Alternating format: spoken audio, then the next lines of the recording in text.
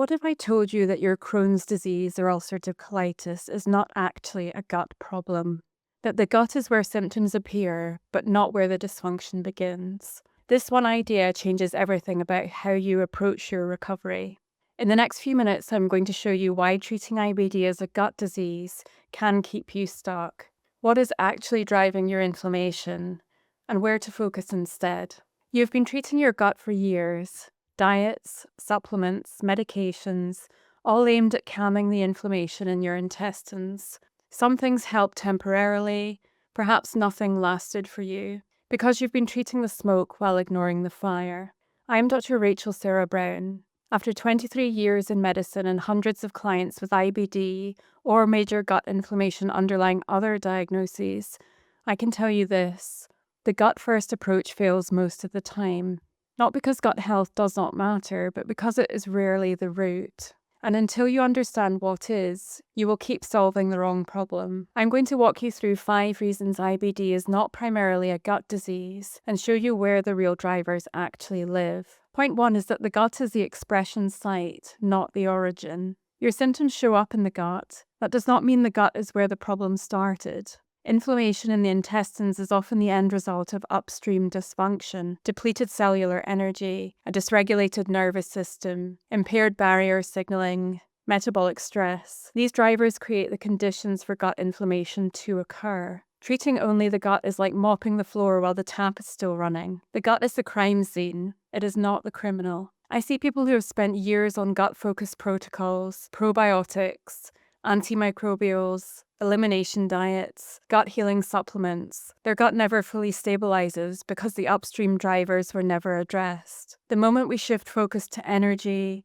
stress biology, and systemic regulation, the gut starts to calm on its own. Imagine a river that keeps flooding a town downstream. You can build the walls, pump out the water, reinforce the banks, but if you never go upstream to find what is causing the flooding, you will be managing floods forever. Your gut is the town, the flooding is inflammation, the cause is upstream. Ask yourself, how much of my treatment has been gut-focused versus addressing my energy, stress, and overall regulation? If it is mostly gut or suppressing the immune system, you may be mopping while the tap runs. And here's the first upstream driver most people completely miss. Point 2. Energy depletion comes before gut dysfunction. Your gut lining is one of the most energy-demanding tissues in your body. It turns over every few days. It requires constant repair. When cellular energy drops, the gut is one of the first systems to suffer. Barrier integrity weakens, repair slows, immune regulation falters. The inflammation you see in IBD is often downstream of a cellular energy crisis that started long before gut symptoms appeared. Your gut did not break first. Your energy broke first. The gut just showed the damage. Research increasingly shows that mitochondrial dysfunction precedes gut inflammation.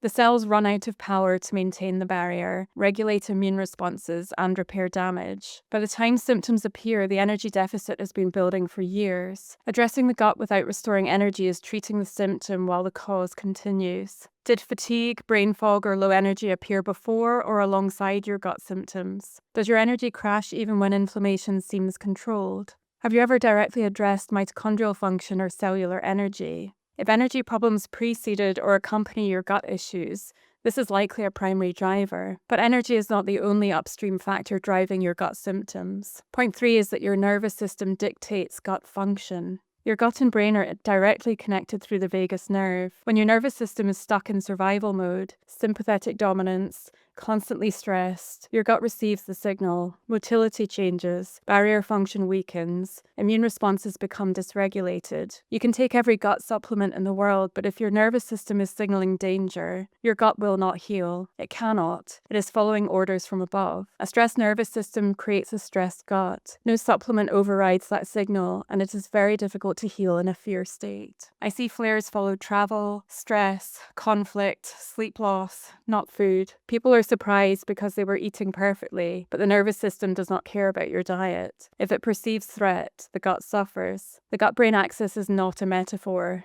It's anatomy, and most IBD treatment does not address it directly. Your nervous system is like air traffic control. When it signals emergency, all non-essential functions get deprioritized. Digestion is non-essential in an emergency. Your gut gets the message. Not now, we're in a crisis. Until air traffic control stands down, the gut just stays in emergency mode. Notice whether your flares correlate more with food or with stress, sleep, and emotional load. If stress is a stronger predictor, your nervous system is a primary driver. And there's another systemic factor that determines whether your gut can heal. If this is shifting how you see your IBD, hit subscribe. I post weekly on what is actually driving inflammation and how to address it at the root. Point 4. Immune dysregulation is systemic, not local. IBD is classified as an autoimmune condition, but the immune dysregulation is not confined to your gut. Your immune system operates body-wide. When it becomes dysregulated, when it loses tolerance, overreacts, or fails to switch off, that dysfunction affects everything. The gut just happens to be where you notice it most. Treating immune issues with local gut interventions is like treating a software problem by replacing the keyboard. The issue is in the operating system, not the hardware. Your immune system is not just misbehaving in your gut, it is systemically dysregulated. The gut is where you feel it, not where it lives. People with IBD often have other symptoms: joint pain, skin issues, fatigue, brain fog. These are not separate problems. They are expressions of the same systemic dysregulation showing up in different tissues. When we address immune regulation at the systemic level through energy restoration, nervous system support, and reducing overall inflammatory load, symptoms improve across the board, not just in the gut. Stop treating IBD as an isolated gut problem. Stop ignoring symptoms outside the gut as unrelated. Stop focusing exclusively on local gut interventions. Start viewing your gut symptoms as one expression of systemic dysfunction. Start connecting the dots between gut issues and other symptoms. Start addressing immune regulation at the whole body level. And this leads to the most important shift in how you approach your recovery. Point 5. Healing happens when you address the system, not just the site. Real recovery from IBD requires a shift in focus. Stop treating the gut as the problem. Start treating it as the signal. When you restore cellular energy, regulate the nervous system, and support systemic immune function, the gut finally has the conditions it needs to heal. Not because you forced it, but because you removed what was driving the dysfunction in the first place. The gut heals when the system heals. You've been trying to fix the gut. Start fixing the system, and the gut will follow. The people who achieve lasting stability are not the ones who found the perfect gut protocol.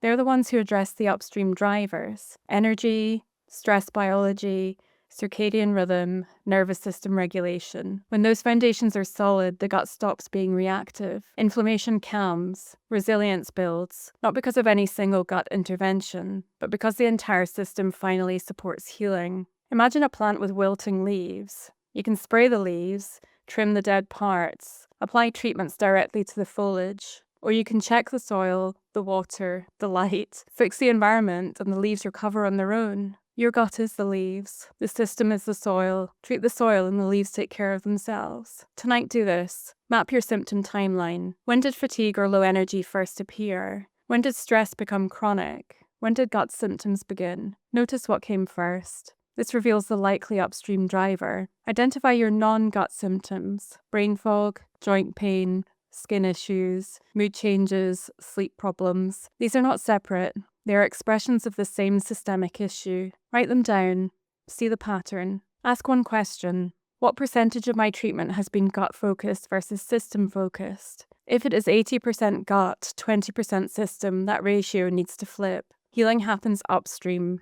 The gut is downstream. Instead of endlessly chasing gut fixes, start addressing the actual drivers: energy production, nervous system, systemic regulation. When those are supported, the gut finally has what it needs to heal. This is not about abandoning gut health. It is about recognizing where it sits in the hierarchy: downstream, not upstream. The biggest lie about IBD is that it is a gut disease. It is not. It is a systems disease that shows up in the gut. Until you address the upstream drivers, cellular energy production, nervous system regulation, systemic immune function, you will keep treating the symptom while the cause continues. Your gut is not broken. Your system needs support. And when the system heals, the gut follows. In the next video, I'm sharing the 5 warning signs that a flare is coming before it hits, and what to do the moment you notice them. Catching these early changes everything. Click the link around this video and watch that one next.